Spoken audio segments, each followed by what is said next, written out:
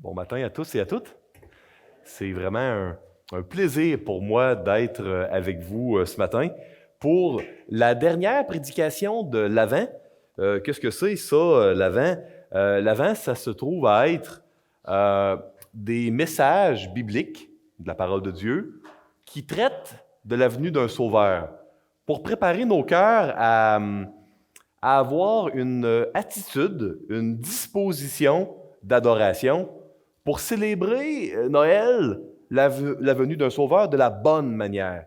Puis, vous allez certainement convenir avec moi, en 2019, en Amérique du Nord, au Québec particulièrement, il est probablement plus pertinent que jamais, comme tradition, ce n'est pas dans la Bible que de célébrer l'Avent, mais je crois que c'est bien plus pertinent qu'il y a 100 ans ou 200 ans de se préparer à réétudier, revisiter quel est le vrai sens de Noël, parce que, écoutez, de plus en plus, Noël est complètement éclipsé pour plutôt, comme nous le disait Michael, notre pasteur de la Vision hier soir, les joyeuses fêtes. Fêtes de quoi? On n'est plus très certain. Peut-être de Jésus-Christ, mais qu'est-ce qu'il y aurait à fêter par rapport à Jésus-Christ plus que fêter la fête de Jules César ou la fête de, je ne sais pas, moi, Gutenberg qui a pour l'imprimerie ou pourquoi Jésus-Christ? Et puis, ça, c'est très important de bien comprendre pour célébrer la venue d'un sauveur, de quoi Jésus va nous sauver. Il y a un livre dans la parole de Dieu, le livre de Daniel, qui s'adresse aux enfants de Dieu en exil. La première épître de Pierre nous le dit, nous sommes en exil. Nous sommes étrangers et voyageurs sur la terre. Notre patrie à nous, nous dirait Hébreux au chapitre 11, c'est la cité céleste, dont Dieu est l'architecte et le constructeur. Et puis nous sommes voyageurs, pèlerins, par la foi, saluant de loin, nous nous dirigeons vers cette cité céleste-là, et dans une société, et je vais utiliser le terme royaume, dans un royaume terrestre qui, bien évidemment, ne reconnaît pas la suprématie, la supériorité du royaume de Dieu.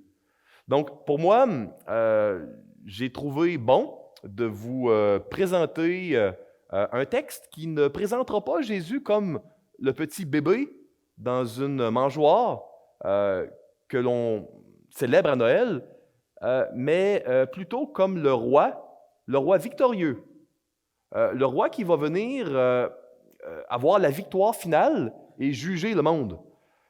Vous allez peut-être vous dire, est-ce bien sage d'étudier un texte aussi compliqué? Vous allez voir, le texte est compliqué. Hein? Étudier Daniel 7, je ne suis pas certain que c'est un choix le dimanche avant Noël que toutes les églises feraient, parce que certains diraient deux problèmes. Un, beaucoup trop compliqué. On ne voudrait pas qu'il y ait des gens qui trouvent des éléments difficiles à comprendre. Et deuxième raison, un Dieu qui juge, c'est un peu scandaleux, un peu offensant. S'il y a des gens qui, eux, ne voudraient pas être jugés, ne serait-on pas mieux de ne pas en parler? Hein? Donc, ici à l'Église, les pasteurs ont une profonde conviction. Deux profondes convictions. Un, on ne doit jamais éviter les passages difficiles. Donc, si dans un texte, il y a des éléments qui sont offensifs, des éléments scandaleux, on ne doit pas sauter par-dessus. On ne doit pas, comme par hasard, jamais les choisir. C'est une coïncidence, hein? Non. On doit étudier toute la parole de Dieu, parce que toutes les Écritures sont utiles pour instruire, pour convaincre, pour amener l'homme et la femme de Dieu en toute sagesse à grandir. Donc, première objection que certains pourraient avoir, c'est scandaleux. Oui, c'est vrai, mais c'est la parole de Dieu. Puis s'il y a des morceaux que l'on saute, notre évangile va être faible ou incomplet ou perverti. Deuxième chose que certains pourraient dire, c'est pas que c'est offensant, mais c'est trop compliqué. Les éléments compliqués, on ne devrait pas les prêcher le dimanche matin, ça devrait être pour les croyants qui veulent suivre des cours ou lire des livres. Ce n'est pas ce qu'on croit ici à l'Église. On croit que le dimanche matin, c'est la plateforme où on doit étudier systématiquement toute la parole de Dieu. les passages qui sont plus simples comme les plus compliqués. C'est correct de ne pas tout comprendre. Moi, je suis loin de tout comprendre. Il y a plein de choses que je ne comprends pas. Mais c'est notre conviction profonde, parfois de notre étude systématique, nos prédications, devrais-je dire, systématiques vont nous amener à passer par-dessus des passages plus faciles, parfois plus compliqués, mais on va étudier la parole de Dieu.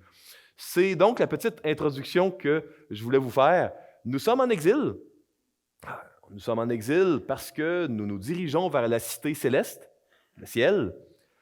On est parfois découragé, tout comme Daniel, qui était un captif de Juda, d'Israël, en Babylone, dans un empire éclatant, incroyable, était parfois découragé. Puis quand on est en minorité dans une culture qui est contre nous, contre nos valeurs, c'est difficile de persévérer. Mais Dieu nous donne des encouragements, puis la manière dont Dieu veut que l'on s'encourage durant notre exil, quand nous sommes en minorité, quand nous nous sentons petits, insignifiants, quand nous sentons que toute la société est contre nous, la manière de trouver le courage, c'est en regardant vers celui qu'on va célébrer à Noël, vers le Sauveur qui s'est humilié, le Sauveur qui, par ses meurtrissures, nous a guéris, pour les enfants de Dieu qui ont expérimenté la conversion chrétienne, mais le Sauveur qui va arriver sur les nuées, le Sauveur qui va juger le monde, le Sauveur qui va avoir la victoire sur tous les royaumes terrestres. C'est ce Sauveur que nous voulons célébrer à Noël, c'est celui que nous voulons revisiter, étudier ce matin. Ceux qui le désirent sont invités à courber leur tête et puis à prier. Seigneur Dieu, je veux te remercier pour ta venue à Noël. Je ne sais pas si c'était le 25 décembre, probablement pas, mais merci Seigneur d'être venu sur terre pour nous sauver. Merci de nous avoir tellement aimés que tu as donné ta vie pour mourir à la place de tous ceux qui voudraient mettre leur foi en toi. Seigneur, on est entièrement dépendant de toi pour toute notre vie, pour nos affections, pour notre persévérance. On te supplie, Seigneur, de fortifier notre foi. Nous te remercions, Seigneur, pour le salut, parce que dans tous les noms sous le ciel qui ont été donnés, un seul peut sauver, celui de Jésus, ton nom. Merci, Seigneur, d'être notre Sauveur. Seigneur, nous te demandons ce matin de bénir M. Justin Trudeau, premier ministre du Canada, M. François Legault, premier ministre du Québec, puis M. Michel Anger, qui est maire de notre ville de Shawinigan. Nous te demandons, Seigneur, de donner ta sagesse d'en haut à ces trois hommes et de les bénir, de leur faire beaucoup de bien. Je veux également, Seigneur, avoir une pensée qui est extérieure à l'Occident, puis penser à des gens que, comme croyants, on est portés à oublier. Je veux te prier, Seigneur, pour l'Arabie saoudite, qui est un pays tellement éloigné, tellement lointain pour nous, fondé dans les années 30, qui perdure encore aujourd'hui. Je veux te prier, Seigneur, pour Salman Ben Abdelaziz, le roi de l'Arabie saoudite, depuis 2015. Je te demande de le bénir, de lui faire du bien. Je te demande, Seigneur, de répandre ta bénédiction sur lui, puis de lui accorder ta grâce. Puis je veux te prier, Seigneur, ce matin, pour tous les habitants du royaume de l'Arabie saoudite, pour que tu leur accordes ta grâce puis ta paix. Seigneur, pour terminer, bénis cette Église, ton Église. Touche les cœurs. C'est au nom de Jésus-Christ que je te prie. Amen. Tournez avec moi, si vous le voulez bien, dans le livre de Daniel au chapitre 7 et au verset 1. Et ceux qui veulent suivre à l'écran, si l'écran peut s'allumer, vous pourrez suivre. Sinon, vous serez forcés de demander une Bible. Je crois qu'il y a des Bibles qui sont disponibles pour tout le monde. Fait que levez la main si vous voulez une Bible, et puis on vous en donnera une. Et puis, certainement, les diapos vont pouvoir réapparaître en cours de route. Sinon, nous ferons comme dans le bon vieux temps, quand cette technologie-là n'existait pas, et puis on va continuer, tout simplement. Ça finit là. C'est apparu. Tant mieux. Donc, ici, 3 divisions dans l'Ancien Testament. Nous avons l'Alliance, les 5 premiers livres de la Bible, qui nous parlent de ce contrat où Dieu s'est acquis un peuple. Nous avons les livres prophétiques. Nous avons étudié Ésaïe la semaine dernière. donc l'histoire de cette alliance-là. Et là, nous sommes dans la vie dans l'alliance, avec le livre de Daniel. Comment vivre dans l'alliance? Puis, il y a des livres comme les Psaumes, Job, Proverbes, qui nous parlent vraiment de comment vivre dans l'alliance à l'intérieur du peuple de Dieu. Nous nous intéressons ce matin à comment vivre dans l'alliance avec Dieu, mais en exil. C'est là que nous sommes ce matin. Donc, ce matin, nous allons tenter de saisir les encouragements de Dieu pour pouvoir persévérer avec joie, avec résilience, durant notre exil ici au Québec, en contemplant, en célébrant la supériorité de Dieu sur tous les royaumes de la terre, même si les apparences ne le démontrent pas toujours d'une manière qui est visible pour tous. Le livre de Daniel a 2 introductions, 2 conclusions. Ça commence avec le peuple de Dieu en exil, ça termine avec le peuple de Dieu en exil, qui retourne d'exil. Puis on voit que la vraie sagesse, c'est en Dieu, au début du livre et jusqu'à la fin. Maintenant, il y a un chiasme. Qu'est-ce qu'un chiasme? Dans l'Ancien Monde, il y a plusieurs milliers d'années, les auteurs au Moyen-Orient, particulièrement en hébreu ancien, se plaisaient à faire des correspondances quand ils écrivaient un livre entre les idées. Par exemple, dans Daniel, au chapitre 2, on voit que le royaume de Dieu est supérieur aux 4 grands royaumes terrestres, avec une statue avec 4 parties. Daniel 7, le royaume de Dieu est supérieur aux 4 grands royaumes terrestres. Nous allons étudier 4 bêtes. Daniel 3, Dieu délivre ses enfants en exil, la fournaise ardente. Daniel 6, nous avons étudié un peu plus tôt cet automne la délivrance de Daniel dans la fosse aux lions. Daniel 4, avertissement. Nebuchadnezzar devient fou, mais retrouve la raison en levant les yeux vers le ciel. Daniel 5, avertissement de son petit-fils Belshazzar, mais là, pas de repentance. Malheureusement, il est tué par Cyrus le Perse ou Darius le Mède, c'est la même personne. Donc, pourquoi c'est important que je vous montre cette structure-là? Parce que l'auteur divin, Dieu, quand il a agencé le livre de Daniel, quand il l'a inspiré, il s'attendait à ce que les lecteurs comprennent le sens selon la structure du livre, tel que c'était connu et compris à l'époque. Donc, en d'autres mots, si on veut bien comprendre Daniel 7, il faut comprendre quel est le thème de Daniel, puis il faut le lire à côté de Daniel chapitre 2, parce que l'auteur fait une correspondance entre les deux. Donc, les 4 grands royaumes de Daniel 2, c'est supposé être les mêmes que le 7. C'est pas, je vous le mentionne, il y a des livres, il y a plein de livres, de commentaires sur Daniel qui expliquent plusieurs détails avec des explications plus complètes, ce que je vous présente rapidement ce matin. Donc, ce n'est pas super important pour ce matin, mais je voulais quand même vous donner cet aspect de correspondance-là qui est très important pour bien comprendre Daniel. Lisons maintenant les 3 premiers versets de Daniel 7. La première année de Belshazzar, roi de Babylone. Donc, on est rendu une quarantaine d'années après la mort de Nebuchadnezzar. Daniel est dans les 80, et puis il y a eu, depuis la mort de Nebuchadnezzar, 4 rois, puis on est rendu au 5e, un co-roi, Belshazzar. Première année de son règne.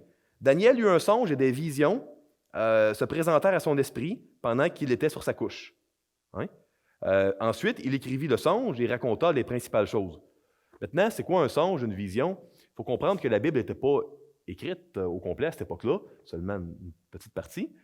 Donc, parfois, les prophètes pouvaient recevoir la révélation de Dieu en étant enlevés vers le royaume invisible, ou parfois c'est le royaume invisible qui venait au prophète dans un songe ou une vision.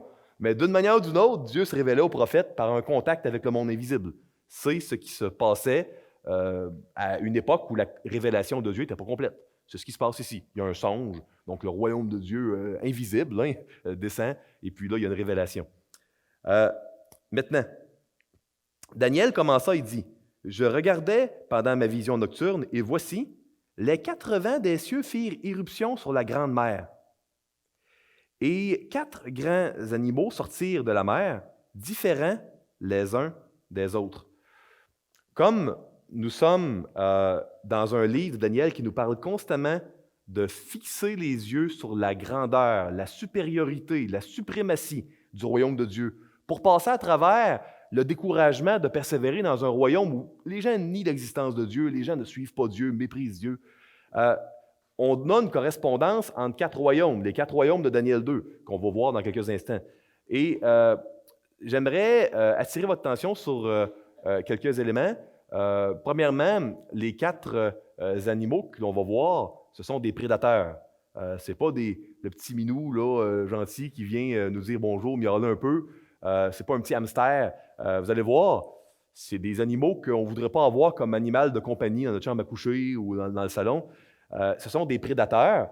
Donc, il y a le langage de la Genèse, les 4 vents des cieux, la grande mer. Relisez Genèse 1, vous allez voir au début ce que Dieu a fait, il a séparé les eaux afin que le sec paraisse, il y avait les vents, etc. Donc, dans la création de Dieu, 4 prédateurs, 4 animaux méchants surviennent et arrivent. Et puis, on voit que ces animaux-là, les 4 mêmes royaumes de Daniel 2, s'il y en a qui disent « Ah, je ne pense pas que c'est des royaumes, sur quoi Dieu se base? » Écoutez, même pas besoin de deviner, il le dit lui-même. Plus loin, dans Daniel 7, il va dire « Ces animaux sont des royaumes. » Bon, pas de devinette là. Continuons. Verset 4. Le premier était semblable à un lion et avait des ailes d'aigle. Je regardai jusqu'au moment où ses ailes furent arrachées, et il fut enlevé de terre et mis debout sur ses pieds, comme un homme, et un cœur d'homme lui fut donné. Et voici, un second animal était semblable à un ours, et se tenait sur un côté. Il avait 3 côtes dans la gueule entre les dents, et on lui disait, « Lève-toi, mange beaucoup de chair. » Verset 6. Après cela, je regardai, et voici un autre semblable à un léopard. Et il avait sur le dos 4 ailes comme un oiseau. Cet animal avait 4 têtes, et la domination lui fut donnée. Après cela, je regardais pendant mes visions nocturnes. Ça devait être assez épeurant. Mettez-vous dans la peau de Daniel et ces visions-là, lui. Quand même, là, vous allez voir à la fin du chapitre 7, là, il est assez épeuré, effectivement. Il n'est pas à l'aise. Là. Il n'est pas comme s'il regardait un film avec du popcorn dans le salon. Vous allez voir qu'il est effrayé, il est à l'envers, il n'est pas bien là-dedans parce que c'est très impressionnant.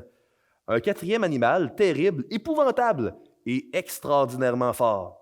Il avait de grandes dents de fer. Il mangeait, brisait et il foulait aux pieds ce qui restait. Il était différent de tous les animaux précédents et il avait 10 cornes.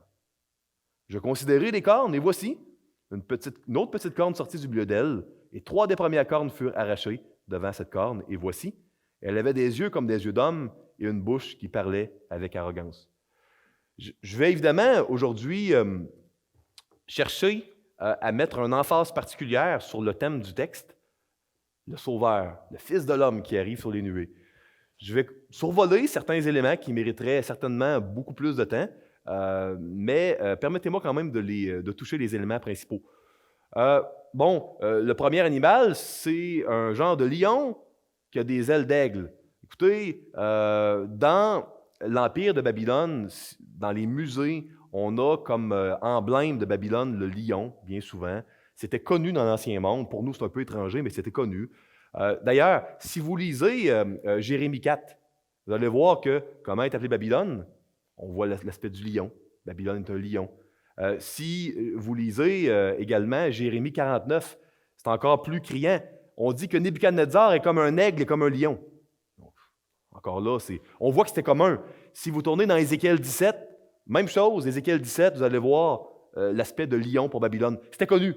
On le voit dans les musées, on le voit même dans les textes bibliques parallèles dans d'autres livres. C'était pas un secret que le lion et l'aigle, c'était Babylone. Dans Daniel 2, la tête d'or de la statue, encore là, Dieu le dit, c'est Nebuchadnezzar, le roi de Babylone. Il y a pas de... Ça semble cryptique et mystérieux quand on le lit sans regarder un peu le contexte puis comment les lecteurs originaux le comprenaient. Mais il faut comprendre une chose. C'est pas parce que nous, 3000 ans plus tard, au Québec, on ne comprend pas un texte que les récipiendaires là, qui recevaient le livre au départ, eux, c'était pas clair pour eux. Fait que ça, c'est important que vous réalisiez cela. Si on lit un livre écrit il y a 2000 ans au Japon, il y a des bonnes chances qu'on ne comprendra pas du tout là, le contexte, puis il parle d'endroits, puis des symboles, des manières de faire les choses. Donc, mais si on lit un peu, on va comprendre que c'était compréhensible pour les gens. Donc ça, c'est important. Donc, ici, on voit que Babylone est la première bête. Puis là, je vais vous poser une question, après vous avoir décrit les 4 animaux. La question que je vais vous poser, c'est pourquoi on ne parle pas des Japonais? Pourquoi on ne parle pas de l'Empire Maya? Puis ils sont où les aborigènes en Australie? Puis les Amérindiens? Pourquoi on parle juste de ces empires-là? Fait que je vais vous poser la question tantôt, commencer à y réfléchir. Je continue ma liste. On voit également dans ces versets-là un ours qui se tient sur un côté. On sait avec Daniel 2 que c'est les Mèdes et les Perses. Et pourquoi on le sait? Si on lit même le chapitre d'après, Daniel 8, c'est clair, il le mentionne, c'est connu, ils sont nommés. On sait que c'est des Grecs, le léopard à 4 têtes. Pourquoi l'ours, un ours, c'est très fort? Vous savez, un aigle, c'est noble, un lion, c'est royal. L'Empire de Babylone était très noble, très caractérisé par une royauté qui était très grande. Les Mèdes et les Perses, le roi n'était pas au-dessus des lois. Il devait suivre les lois. Il devait suivre la loi des Mèdes et des Perses qui était immuable. Pourquoi il se penche d'un côté? Si vous lisez les historiens antiques comme Hérodote, à l'époque de Cyrus, les Mèdes et les Perses étaient déséquilibrés. Les Perses étaient beaucoup plus forts, puis les Mèdes étaient comme un petit... c'est pour ça qu'ils se penchent d'un côté, selon la plupart des commentateurs. On voit un léopard qui vole là, puis qui réussit à conquérir le monde rapidement. Dans l'histoire de l'humanité, il y a peu de rois qui ont réussi à conquérir le monde entier, comme Alexandre le Grand, qui, dans la trentaine, avait conquis le monde entier.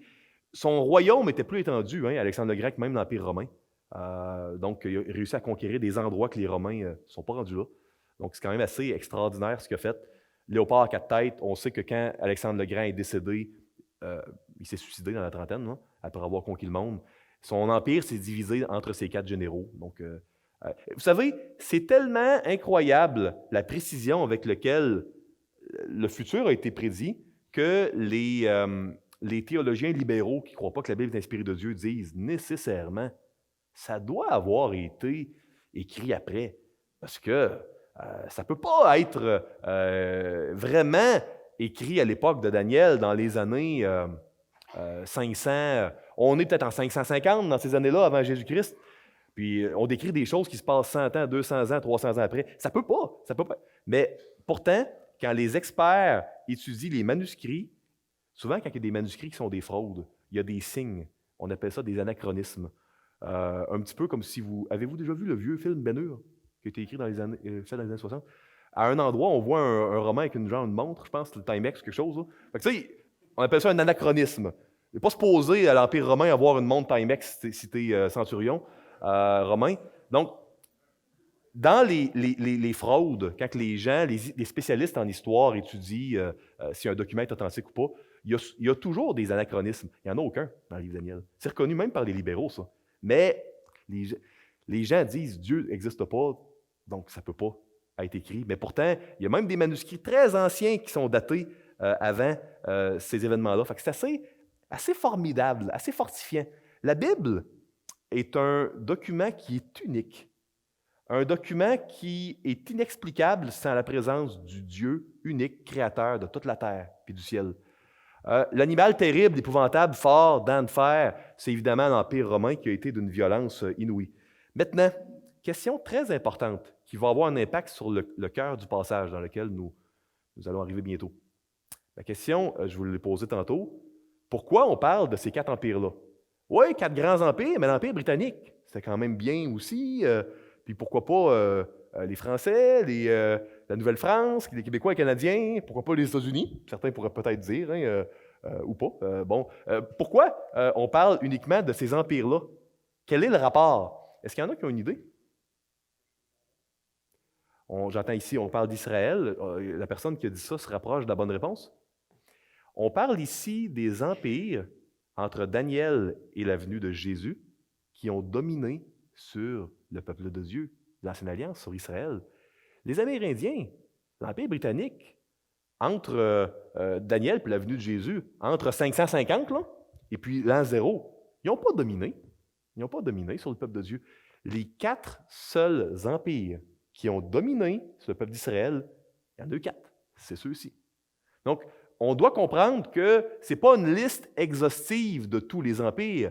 On parle pour encourager le peuple de Dieu dans l'Ancienne Alliance, le peuple d'Israël en exil. Dieu leur dit, regardez, il va en avoir 4. des royaumes qui vont dominer sur le peuple de Dieu. Vous allez être en exil d'ici à ce que le royaume des cieux survienne, arrive. Vous allez être en exil sous la domination de 4 royaumes, mais ils vont être détruits, puis il va y avoir un fils de l'homme qui va arriver. Continuons. Je regardais pendant que l'on plaçait des trônes. Assez curieux, ça, des trônes. Verset 9. Et l'ancien des jours s'assit. Son vêtement était blanc comme la neige, et les cheveux de sa tête étaient comme de la laine pure. Son trône était comme des flammes de feu, et les roues comme un feu ardent. L'ancien des jours, de quel jour? Des jours de la création. Un ancien, dans l'Ancien comme dans le Nouveau Testament, c'était un personnage d'autorité. Les anciens à l'Église locale, qui sont les leaders dans l'Église primitive. Dans l'Ancien Testament, il y avait des anciens qui avaient un rôle d'importance, mais ici, on parle de l'ancien, pas des. Un seul ancien, puis de l'ancien des jours, des anciens jours, des jours de la création. Puis Dieu va survenir, l'ancien des jours. Maintenant, il y a un trône sur lequel il va s'asseoir. Cet ancien-là de la création, Dieu, est un roi.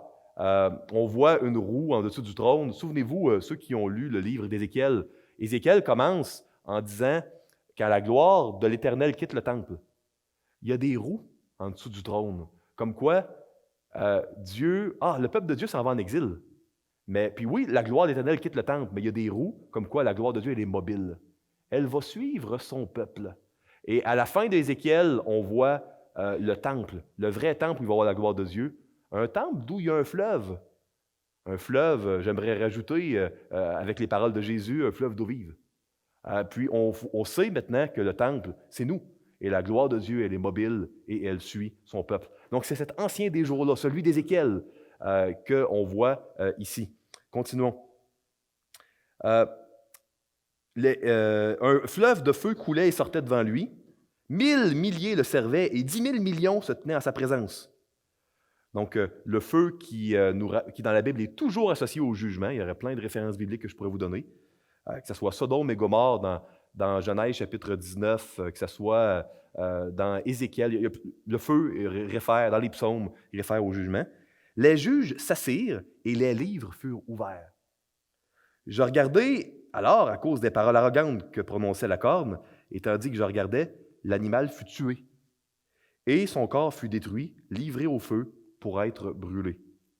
Les autres animaux furent dépouillés de leur puissance, mais une prolongation de vie leur fut accordée pour un certain temps.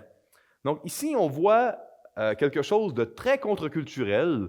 Je ne pourrais pas être plus scandaleux ce matin, le dimanche avant Noël, que de parler du jugement dernier, d'un tribunal, un tribunal avec des fleuves de feu, le trône où Dieu est assis, des livres qui sont ouverts, parce que, vous savez, les gens se plaisent à croire qu'il n'y a pas de Dieu et que s'il y a un Dieu, ben c'est chacun et que chacun peut faire ce qu'il veut et puis que, bon, il n'y a pas de jugement dernier, on n'aura jamais de compte à rendre.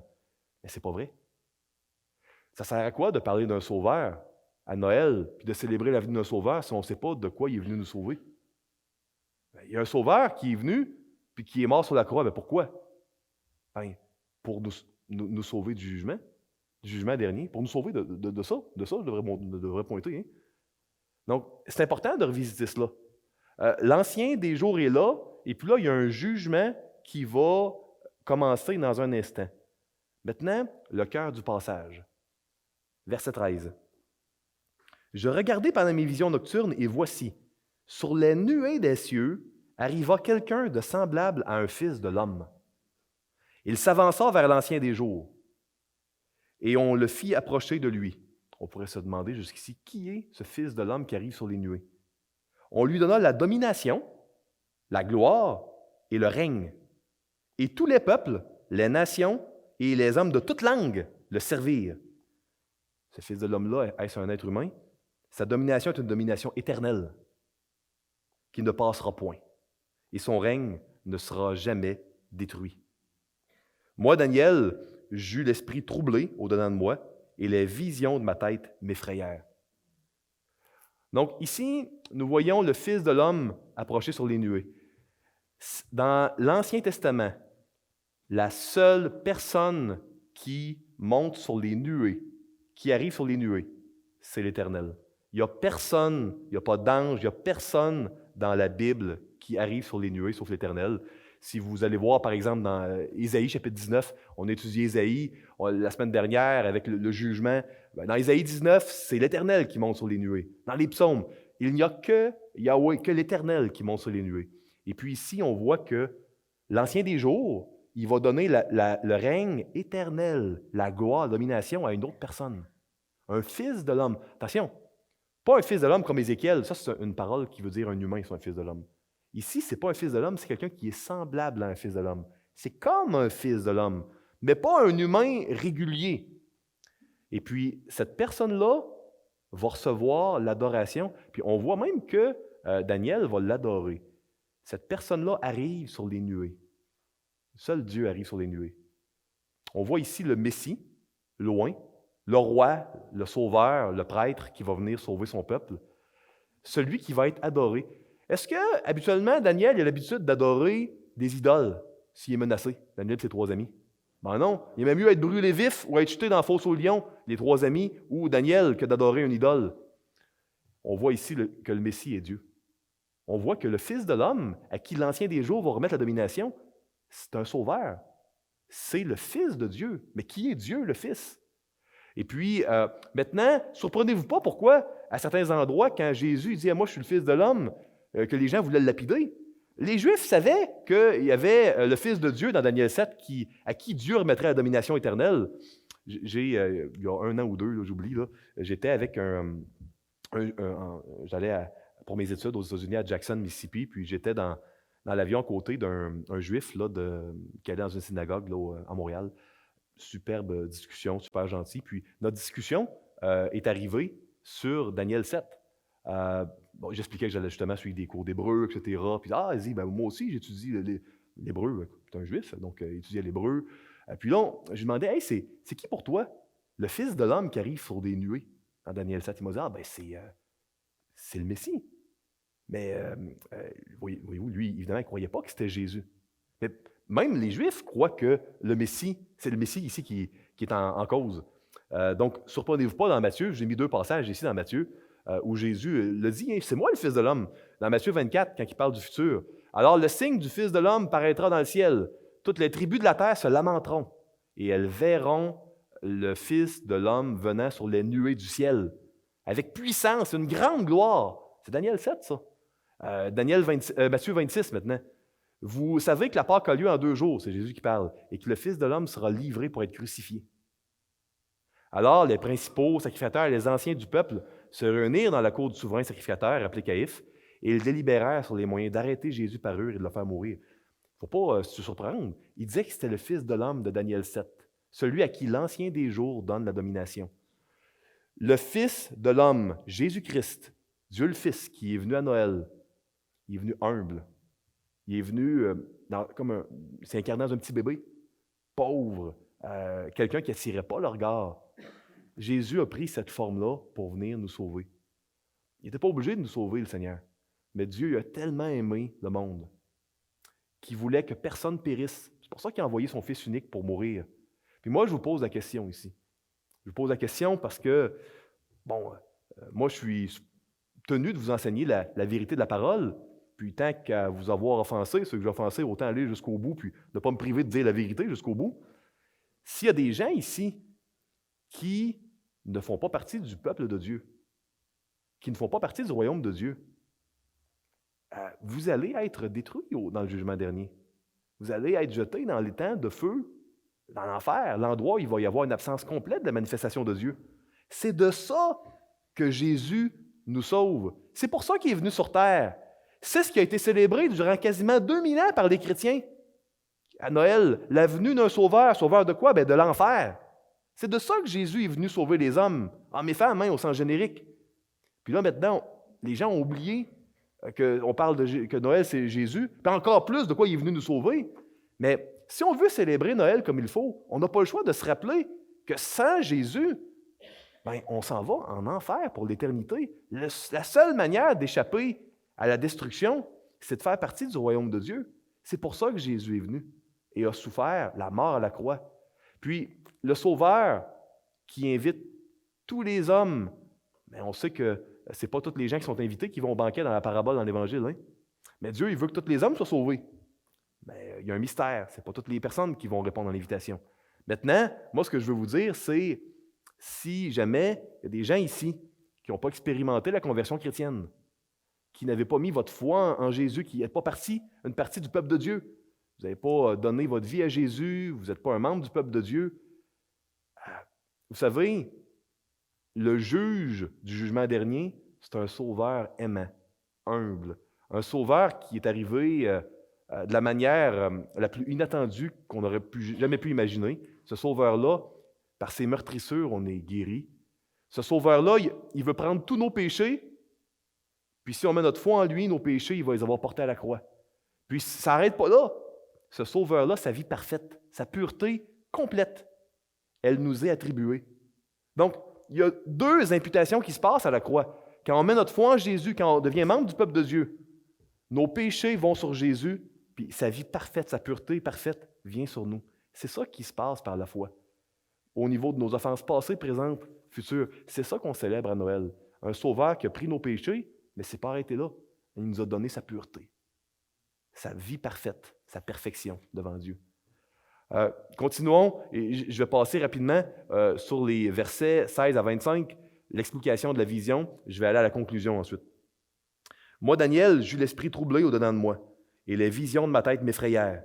Je m'approchai de l'un de ceux qui étaient là, et je lui demandai de me révéler la vérité sur toutes ces choses. Il me répondit et m'en fournit l'explication. Ces 4 grands animaux, ce sont 4 rois qui s'élèveront de la terre.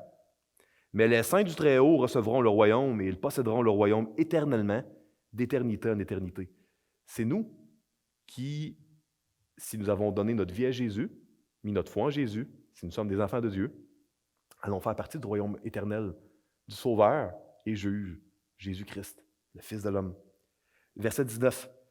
Ensuite, je désirais savoir la vérité sur le 4e animal, qui était différent de tous les autres, extrêmement terrible, qui avait des dents de fer et des ongles d'airain, qui mangeait, brisait et foulait aux pieds ce qui restait. Et sur les 10 cornes qui avaient à la tête, et sur l'autre qui était sortie et devant laquelle 3 étaient tombés. Sur cette corne qui avait des yeux, une bouche parlant avec arrogance et une plus grande apparence que les autres. Je vis cette corne faire la guerre aux saints et l'emporter sur eux. Vous savez, il y a bien des moments où on voit des royaumes terrestres avoir la victoire terrestre sur des enfants de Dieu et sur l'Église. On le voit à un degré, je vous dirais, culturel, définitivement au Québec. Vous voyez, il y a rarement une semaine où les chrétiens ne sont pas ridiculisés ou traités de personnes sectaires ou fondamentalistes dans les journaux au Québec. Verset 22. Jusqu'au moment où l'Ancien des jours vint donner droit aux saints du Très-Haut, et le temps arriva où les saints furent en possession du royaume. 23. Il me parla ainsi. Le 4e animal, c'est un 4e royaume qui existera sur terre, différent de tous les royaumes et qui dévorera toute la terre, la foulera et la brisera. Les 10 cornes, ce sont 10 rois qui s'élèveront de ce royaume. Un autre s'élèvera après eux, il sera différent des premiers, et il abaissera 3 rois. Il prononcera des paroles contre le Très-Haut, il opprimera les saints du Très-Haut, et il espérera changer les temps et la loi, et les saints seront livrés entre ses mains, pendant un temps, des temps et la moitié d'un temps. Puis viendra le jugement, et on lui ôtera sa domination. Donc ici, ce qu'on doit comprendre dans l'explication de cette vision-là, c'est qu'il y a 4 grands royaumes qui vont dominer sur le peuple de Dieu. Les royaumes ont été vaincus à la croix. Jésus a eu la victoire sur les royaumes terrestres à la croix. Mais il y a un prolongement de leur vie qui leur a été donné à la croix. Vous êtes d'accord avec moi? Parce que ça n'a pas été la fin du monde à la croix. Ils ont été vaincus, mais il y a eu un prolongement de vie. OK? Puis ce prolongement de vie-là, ça fait 2000 ans qu'il dure. Maintenant, un temps, des temps et la moitié d'un temps, ça, il y a 3 manières acceptables de comprendre cela, 3 opinions différentes, 3 écoles de pensée.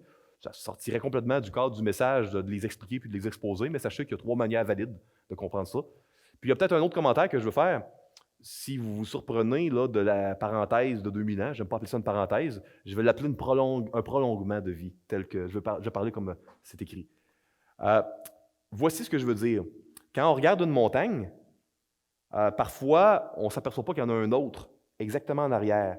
Fait que si je dis, vois la grande montagne avec le sommet blanc, peut-être que c'est plus vrai que je pense, puis il y en a 2. mais qu'il y en a une qui cache l'autre. Les prophéties, c'est souvent ça. Souvent, il y a 2, 3 rebondissements, puis un accomplissement final. Donc, je vous ai expliqué le rebondissement immédiat ici. Moi, je fais partie de ceux qui croient qu'il y a une autre catégorie de rebondissement dans ce que je viens de vous lire. Je vais aller immédiatement à la conclusion ici, dernier verset, 26-28. « Puis viendra le jugement, et on lui ôtera sa domination, qui sera détruite et anéantie pour jamais. » Un jour, là, ça va être pas seulement vaincu, anéanti et détruit, les royaumes de ce monde. La terre ici n'est pas éternelle. Notre corps terrestre n'est pas éternel, mais le royaume de Dieu, lui, est éternel. Puis ses enfants, les membres de son peuple, le peuple de Dieu, en Nouvelle Alliance, l'Église, on est l'Israël de Dieu, nous dit Galatis. Le peuple de Dieu, l'Israël de Dieu, on va avoir des corps incorruptibles, nous dit Paul dans Corinthiens. Continuons. Le règne, la domination et la grandeur de tous les royaumes qui sont sous les cieux seront donnés au peuple des saints du Très-Haut. Son règne est un règne éternel, et tous les dominateurs lui serviront et lui obéiront. Ici finirent les paroles. Moi, Daniel, je fus extrêmement troublé par mes pensées. Je changeai de couleur et je conservai ces paroles dans mon cœur. Effectivement, probablement que c'est dur d'oublier là, une vision de ce type-là. Vous savez, moi, je vous encourage de tout mon cœur à ne pas célébrer Noël en célébrant uniquement la douceur, l'humilité de Jésus. Ne l'oubliez pas, elle est importante. Célébrez Noël en vous souvenant que celui qui s'est humilié, c'est particulièrement glorieux qu'il soit humilié parce que c'est le Fils de l'homme à qui toute domination, toute autorité a été remis. C'est pour ça que c'est si glorieux et incroyable qu'il soit humilié. C'est parce que pour quelqu'un d'aussi glorieux que le Sauveur qui arrive sur les nuées, à qui l'Ancien des jours remet toutes choses, le grand vainqueur de tous les temps, de toute l'histoire de l'humanité, il s'est fait petit bébé pour venir nous sauver. Il a tout pris les péchés du peuple de Dieu sur lui.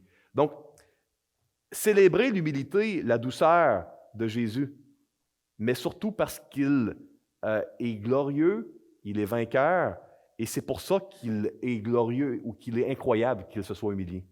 Parce qu'il est tellement plus grand qu'un petit bébé. Mais c'est pourtant la forme qu'il a choisie volontairement. J'aimerais vous laisser 4 applications cette semaine. Premièrement, si vous êtes chrétien ce matin, vous êtes membre d'un royaume. Vous avez un roi. Le royaume de Dieu, on ne voit pas dans Daniel 7 que c'est un club avec des bénévoles, puis là, les bénévoles font une élection chaque année pour avoir un genre de coordonnateur qui va...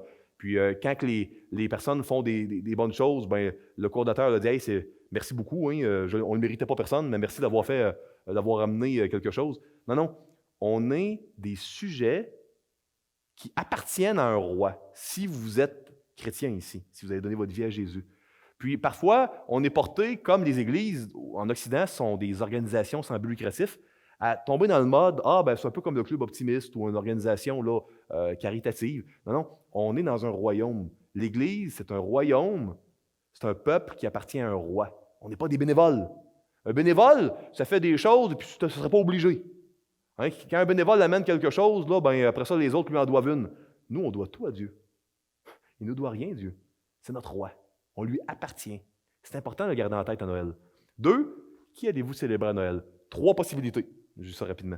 Possibilité 1, si vous avez donné votre vie à Jésus, vous allez célébrer celui qui est votre sauveur. Le juge du dernier jour, vous, il est votre sauveur. Puis vous allez être acquitté parce que Jésus a payé la pénalité à votre place. Puis sa justice vous a été donnée. Mais si vous célébrez Jésus à Noël, puis vous dites, non, moi, la conversion chrétienne, pour quelque raison que ce soit, je n'ai pas donné ma vie à Jésus parce que je ne suis pas sûr si Jésus vraiment, il existe vraiment, de toute manière, c'est trop exigeant, c'est probablement inventé ou autre. Fait que moi, je ne donne pas ma vie. Si vous célébrez Noël, vous célébrez celui qui va vous juger puis vous condamner. C'est ça la vérité. Donc, qui allez-vous célébrer à Noël? Allez-vous célébrer votre sauveur ou votre juge? On peut faire comme celui qui, par exemple, a une maladie puis qui, au lieu d'affronter puis de dire « je vais aller prendre le remède », dire « j'y penserai pas ». c'est pas aidant. Si on a une maladie, ben, de nier la réalité, ben, même si on n'aime pas le remède, ça ne guérit pas tout seul, la maladie. Hein? Autant aller admettre, OK, j'ai une maladie X, je vais aller prendre le remède. C'est une infection, je vais prendre l'antibiotique. Donc, qui allez-vous célébrer à Noël? Allez-vous célébrer votre sauveur, votre juge, ou troisième choix, allez-vous juste pas célébrer Noël, temps des fêtes, on ne pense pas à rien, en espérant que ça s'élimine en y pensant pas? Ça ne fonctionne pas très bien, juste pas penser à un problème. Est-ce que vous avez des problèmes, vous, quand y pensant pas, ça se règle absolument? Pas moi, hein? Fait que, si jamais vous allez voir un planificateur financier, dites-lui, moi j'ai des problèmes d'argent, si j'y pense pas, ça va tout se régler. Absolument, là, c'est rare que les gens disent ça. Cette semaine, souvenez-vous qui est votre roi dans la vie de tous les jours. On est, si vous avez donné votre vie à Jésus, dans l'équipe du gagnant. Vous devez vous en souvenir si vous vivez du découragement, de la souffrance. Si parfois vous sentez que c'est humiliant d'être chrétien, vous devez aller la chercher là, votre encouragement, dans le fait que vous êtes dans le royaume du vainqueur, de Jésus-Christ. Dans les moments de confusion puis de vide, souvenez-vous que dans le Seigneur Jésus, on n'est pas juste pardonné, mais la justice de Dieu a été mise sur notre compte. On doit se souvenir de cela quand les gens nous condamnent, quand les gens nous méprisent. C'est ce qui nous permet d'avoir une attitude de grâce, parce qu'il y a tellement qui nous a été pardonné en Jésus. Puis si vraiment la pureté de Jésus nous est appliquée à la croix par la foi, en étant membre du peuple de Dieu, bien, le reste devient plus secondaire. Que le Seigneur vous bénisse richement durant la période de Noël, fête du Seigneur et Sauveur Jésus-Christ. S'il y a des gens qui n'ont jamais donné leur vie à Jésus, attendez pas. Rentrez dans le royaume de Dieu par la foi. Venez nous le dire, on va prier avec vous.